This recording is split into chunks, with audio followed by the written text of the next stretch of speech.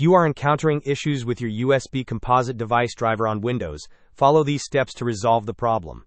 First, open the Windows search bar by pressing the Windows key on your keyboard.